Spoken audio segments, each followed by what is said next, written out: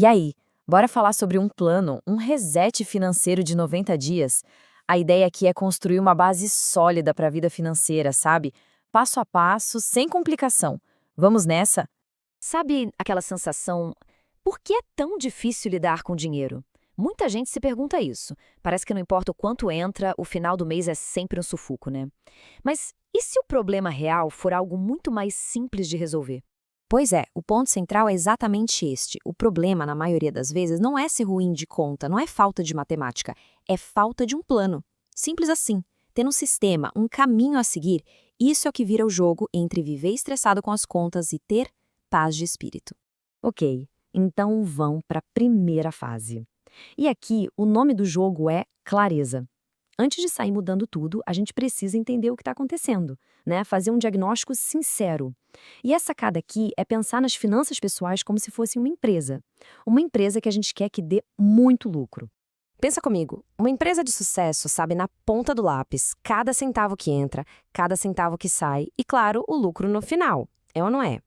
Quando a gente aplica essa mesma lógica para a nossa vida, a coisa muda de figura. A gente para de só reagir às contas que chegam e começa a ser estratégico com o nosso dinheiro. Beleza, então como a gente faz isso na prática? É um plano de 3 passos bem simples. Primeiro, mão na massa, junte os extratos do banco e do cartão de crédito dos últimos 3 meses.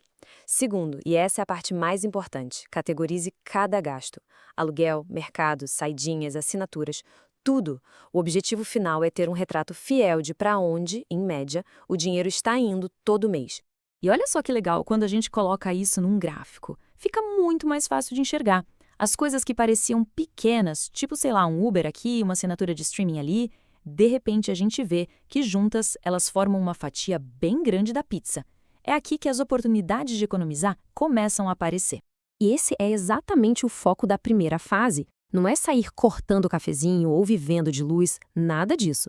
É sobre achar esses alvos fáceis, esses gastos que a gente pode ajustar sem sofrer muito. A meta de cortar de 10 a 30% pode até assustar, mas quando a gente foca nessas categorias, é totalmente possível.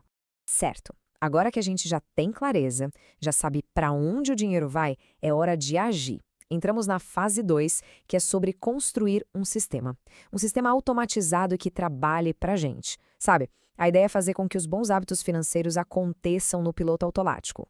E o princípio fundamental aqui é este: pague-se primeiro. Nossa, isso é muito poderoso. Em vez de esperar o fim do mês para ver se sobra alguma coisa para guardar, o que quase nunca acontece, né? A gente inverte a lógica. Assim que o salário cai, uma parte já vai direto para a poupança e investimentos. O que sobra, aí sim, é para gastar. A dinâmica muda completamente. E uma ferramenta super útil para isso é uma conta poupança de alto rendimento. O que é isso? Basicamente, é uma conta poupança que rende bem mais do que a poupança normal dos grandes bancos. É o lugar perfeito para deixar aquele dinheiro que precisa estar seguro e fácil de pegar, tipo reserva de emergência. E olha só o porquê disso ser tão importante. Uma diferença que parece pequena no juro pode significar, nesse exemplo, $400 a mais no fim do ano. Isso sem fazer absolutamente nenhum esforço extra. É literalmente dinheiro de graça, só por escolher o lugar certo para guardar a grana. Agora, falando em metas de longo prazo, aí a gente precisa investir. E um jeito bem direto de começar é com o ETF do S&P 500. Calma, o nome é complicado, mas a ideia é simples. É como comprar um pacotinho que tem um pedacinho das 500 maiores empresas dos Estados Unidos. Tudo de uma vez só. Isso já diversifica o investimento, o que diminui o risco e te coloca no caminho para acompanhar o crescimento do mercado. E aqui está o pulo do gato, a genialidade da coisa toda, a automação. É programar tudo. No dia que o salário cai na conta, já tem que ter transferências automáticas agendadas. Uma parte para a conta de alto rendimento, outra parte para a conta de investimentos. Acabou. Isso tira a tentação de gastar e a necessidade de ficar lembrando. O sistema cuida de tudo sozinho. E essa lógica da automação também é incrível para pagar dívidas. Olha o poder de um pagamento extra, mesmo que pequeno. Nesse exemplo, com só $75 a mais por mês, a dívida do cartão é paga 8 meses antes e ainda por cima economiza uma boa grana de juros. É a prova de que pequenos passos consistentes geram um resultado gigante. Beleza, a gente já arrumou a casa, organizou a defesa, certo? Controlou os gastos, automatizou a poupança, agora é hora de ir para o ataque. A fase 3 é toda sobre fazer mais dinheiro, sobre aumentar a renda e os ativos. E por que investir é tão importante? Dá uma olhada nesse gráfico. Historicamente, no longo prazo, as ações deram os maiores retornos. É por isso que investir é fundamental para construir riqueza de verdade. Guardar dinheiro na poupança protege ele da inflação, mais ou menos, mas é o investimento que faz ele crescer e se multiplicar com o tempo. Pensa bem, existe um limite para o quanto a gente consegue cortar de gastos, né? Chega uma hora que não tem mais de onde tirar. Mas para ganhar mais, o céu é o limite.